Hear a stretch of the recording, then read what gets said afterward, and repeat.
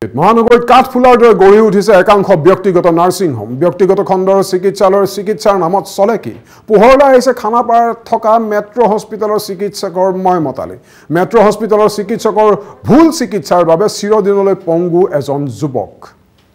কিমান কম আৰু কিমান শুনিব খানাপাৰা মেট্ৰ' হস্পিটেলৰ কোলা অধ্যায় কেৱল চিকিৎসকৰ গাফিলতিয়েই নহয় এবাৰ পোহৰলৈ আহিছে চিকিৎসালয়খনৰ ভিতৰ ভাগৰ বহু ভয়ংকৰ কাণ্ড কেনেকৈ নিৰ্মাণ হৈছিল খানাপাৰাৰ মেট্ৰ' হস্পিটেল গৃহ নিৰ্মাণৰ সকলো নিয়ম অমান্য কৰিও এনেকৈ থিয় হৈ আছে এই ব্যক্তিগত চিকিৎসালয়খন নিৰ্মাণৰ আৰম্ভণিৰ পৰাই বিতৰ্কত খানাপাৰাৰ মেট্ৰ' হস্পিটেল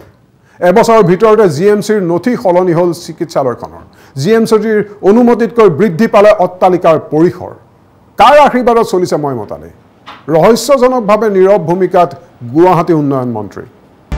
মহানগৰীত ব্যক্তিগত নাৰ্ছিং হোমৰ অটপালি চিকিৎসকৰ গাফিলতিত গুপ্তাংশ হেৰুৱালে এজন যুৱকে মহানগৰীৰ ব্যক্তিগত নাৰ্ছিং হোমত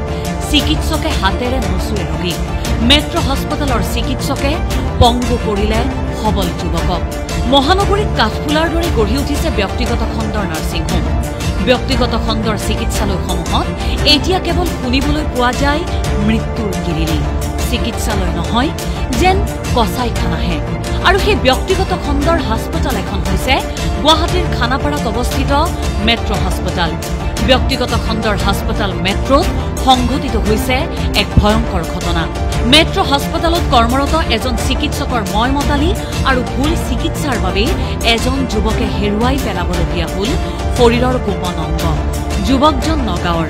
মেট্ৰ' হাস্পতালৰ চিকিৎসক দেৱাংগ শৰ্মাৰ গাফিলতিৰ ফলত যুৱকজনে হেৰুৱাবলগীয়া হ'ল অন্ধকোষ মেট্ৰ' হাস্পতালত কৰ্মৰত ইউৰলজি বিভাগৰ ডাক্তৰ দেৱাংগ শৰ্মাই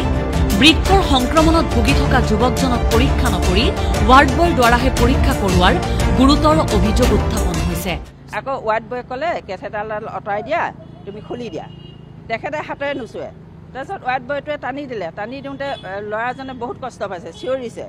তাৰপিছত চিঞৰতে তাৰ কৈছে একো নহয় ভাইটি কাইলৈ ভাল হ'ব কাইলৈ মই তোমাক কিবা এটা অপাৰেশ্যন কৰি দিম আজি তেনেকৈ থাকা বুলি কোৱা হয় 2 ঘণ্টাৰ পিছতে তেখেতৰ গোটেই তলৰ গুপ্তাংগ ফুলি অৱস্থা নাই তাৰপিছত তেখেতক ক'লোঁ কি ছাৰ কি হ'ব এনেকুৱা তেনেকুৱা বোলে এতিয়া ইয়াত কথা নাপাতিবা বোলে এতিয়া মই য'ত যেনেকৈ কৰিব দিছোঁ তেনেকৈয়ে কোৱা বুলি এজন অভিযন্তাৰ মালিকানাধীন মেট্ৰ' হাস্পতাল নামৰ নাৰ্ছিং হোমখন ইয়াৰ পূৰ্বেও বিভিন্ন বিতৰ্কৰ আৱৰ্তত সোমাই পৰিছে জিএমচিত সেই দেৱাংগ শৰ্মাই চালে তেখেতে আকৌ নাৰ্ছিং হোমখন আছে খানাপাৰাত মেট্ৰ'লৈ তাৰপিছত ক'লে ইয়াতে নহ'ব তেখেতে চাইছে বোলে ইয়াত নহ'ব আপোনালোকে হেৰিলৈ বলক কি কয় মেট্ৰ' মোৰ নাৰ্ছিং হোমলৈ বলক তাৰপিছত নাৰ্ছিং হোমত 4 দিন ৰাখিলে 4 দিন ৰখাৰ পিছত তেখেতে এই কি কয় তেতিয়া হাতেৰে নিজে চাব পৰা হ'ল নিজে চাই কৰি ক'লে না এইটো এনেকৈ ৱায়াৰডাল লগাই দিম আপোনালোকে অলপ ইনফেকশ্যন হৈছে 14 দিনৰ পিছত বা এমাহৰ পিছতহে আপোনালোকৰ মেইন অপাৰেশ্যনটো কিডনীত পাথৰটো আপুনি চাব পাৰিম এতিয়া আপোনালোকে ঘৰলৈ যাওকগৈ তাৰপিছত ঘৰত আহি ল'ৰাটো 4 দিন ৰাখিলোঁ 14 দিন যেতিয়া ধৈৰ্য ধৰিব লাগিব 4 দিন ৰাখিলোঁ 4 দিনৰ পিছত তেওঁ মানে সেইটোতো ফুলি অৱস্থা নাই উঠা বহা কৰিব নোৱাৰা হ'ল চাইডৰ ফালে ফাটি পুজ ওলাই গ'লগৈ ৰোগী তথা ৰোগীৰ অভিভাৱকৰ বিভিন্ন অভিযোগৰ মাজতে এইবাৰ মেট্ৰ' হাস্পতালৰ চিকিৎসকজনৰ বিৰুদ্ধে উত্থাপন হৈছে ভয়ংকৰ অভিযোগ ভুক্তভোগী যুৱকজনৰ পৰিয়ালৰ অভিযোগ অনুসৰি প্ৰায় 20 দিন পূৰ্বে পেটৰ বিষত ভুগি থকা বাবে যুৱকজনে কাষ চাপিছিল চিকিৎসকৰ পুৰণি গুদামৰ যুৱকজনে প্ৰথমে গুৱাহাটীৰ এখন ব্যক্তিগত খণ্ডৰ হাস্পতালত চিকিৎসাধীন হয় চিকিৎসকে যুৱকজন বৃক্কৰ সমস্যাত ভোগাটো নিশ্চিত কৰি উন্নত চিকিৎসাৰ বাবে প্ৰেৰণ কৰে গুৱাহাটী চিকিৎসা মহাবিদ্যালয় হাস্পতাললৈ চিকিৎসকৰ পৰামৰ্শ অনুসৰি পৰিয়ালৰ লোকে প্ৰথমে জিএমচিএইচত চিকিৎসা আৰম্ভ কৰে ইউৰলজি বিভাগত কৰ্তব্যৰত চিকিৎসক দেৱাংগ শৰ্মাই স্বাস্থ্য পৰীক্ষা কৰি ৰোগীৰ প্ৰস্ৰাৱত সংক্ৰমণ থকা হেতু গুপ্তাংগত কেথেটাৰ লগোৱাৰ পৰামৰ্শ দিয়ে সেই অনুসৰি স্বাস্থ্যকৰ্মীয়ে সংৰোপণ কৰে কেথেটাৰ এসপ্তাহৰ পাছত ভুক্তভোগী ৰোগী জিএমচিএইচত উপস্থিত হোৱাত ডাক্তৰ দেৱাংগ শৰ্মাৰ নিৰ্দেশ মৰ্মে ৱাৰ্ড বয়ে কেথেটাৰ টানি জোৰেৰে এৰুৱাই দিয়াত ৰোগীজনে চিৎকাৰ কৰি উঠে